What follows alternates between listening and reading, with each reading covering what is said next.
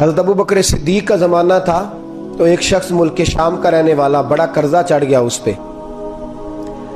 تو وہ حضرت ابو بکر صدیق کے پاس آیا، کہنے لگا آپ امیر بھی ہیں اور امیر بھی ہیں، دونوں باتیں، ایک امیر یہ ہے کہ مسلمانوں کے سربراہ ہیں، اور دوسرا اللہ نے آپ کو مال و دولت بھی عطا فرمایا ہے، تو میرے اوپر قرضہ چڑھ گیا تو مہربانی فرمائیں۔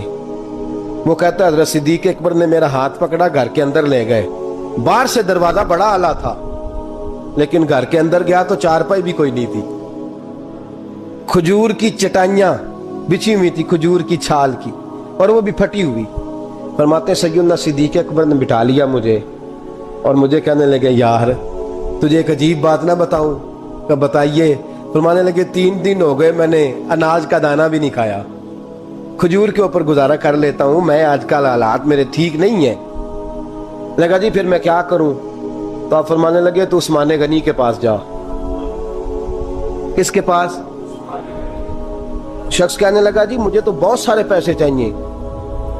تو آپ نے فرمایا تیری سوچ وہاں ختم ہوتی ہے جہاں سے عثمان کی سخاوت شروع ہوتی ہے، تیری سوچ وہاں تو جو سوچتا ہے نا اتنے ملیں گے، تیری ختم ہوتی ہے سوچ جہاں سے عثمان کی سخاوت شروع ہوتی ہے، تو جا۔ کہنے لگا جی آپ کا نام لوں؟ فرمایا ضرورت ہی نہیں پڑے گی، جی میں ذکر کروں گا کہ مجھے امیر المومنین نے بھیجا ہے۔ فرمایا ضرورت ہے، صرف اتنا تو جا کے بتانا کہ میں مقروض ہوں اور رسول اللہ کا نوکر ہوں صلی اللہ علیہ، اتنا بتانا کہ مسلمان ہوں، مصطفیٰ کا غلام، بس، اور کسی اضافے کی ضرورت۔ کہا جی وہ دلیل مانگیں گے؟ فرمایا عثمان خیرات کرتے تفتیشیں نہیں کرتا، عثمان اللہ کی راہ میں دیتے ہوئے تفتیشیں 10 روپے دینا اور 100 بات سنانا فقیر کو، تک تو نہیں نا، 10 روپے اور 100 قسم کے تانے نہ دے تو میاں چشم پوشی کر جا، تجھے کس نے اجازت دیا ٹٹولنے کی، پھولنے کی اور کرودنے کی؟ یہ حال اگر تیرے ساتھ کیا جائے، رب اگر تجھے ٹٹول کے دے تو تیرا کیا بنے؟ رب کریم اگر تجھے ٹٹول کے دے کہ پہلے بتا نمازیں کتنی پڑھی ہیں، سویرے اٹھتا ہے کہ نہیں، تو تیرا کیا حال ہوگا؟ تو ٹٹولتا پھرتا ہے 10 روپے دینے کے لیے۔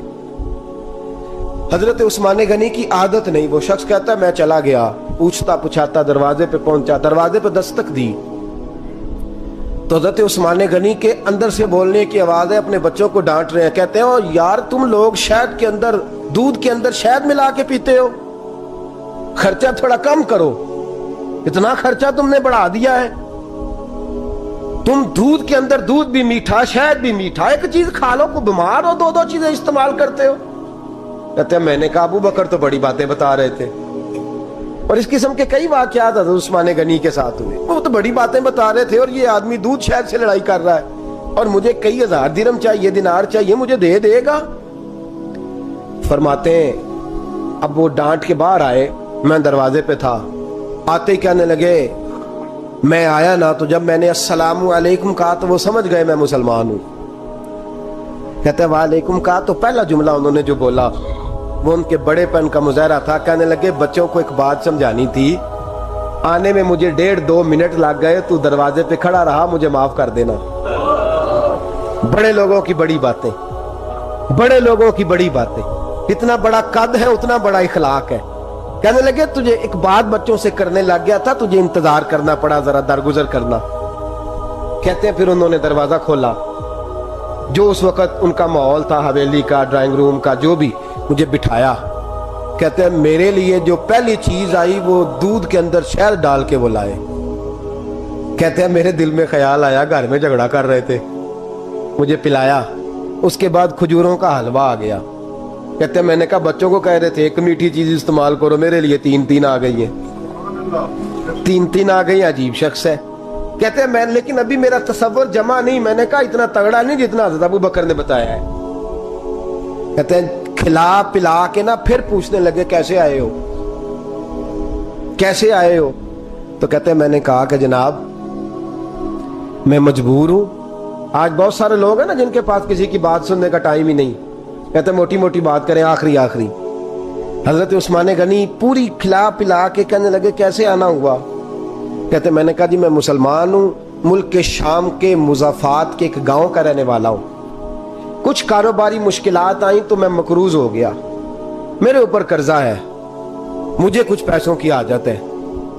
فرمانے لگے میں نے کچھ پیسے کہا، انہوں نے ایک آواز دی تو ان کا غلام آیا ایک اونٹ کے اوپر لدا ہوا سامان لے کے۔ کس کے اوپر؟ اونٹ کے اوپر۔ کہتا ہے مجھے 3000 اشرفیوں کی ضرورت تھی، میں نے بتایا نہیں 3000 چاہیے۔ اونٹ آیا تو حضرت عثمان غنی کہنے لگے اس اونٹ پر تیرے لیے، تیرے گھر والوں کے لیے میں نے کپڑے بھی رکھوا دیے، کھانا بھی رکھوا دیا اور 6000 اشرفیاں بھی رکھوا دیے، تو پیدل آیا ہے تو اب اونٹ لے کے جا۔ کہتے میں نے کہا حضور اونٹ واپس کون کرنے آئے گا؟ کہنے لگے واپس کرنے کے لیے دیا ہی نہیں تو تحفہ ہے، تو لے جا۔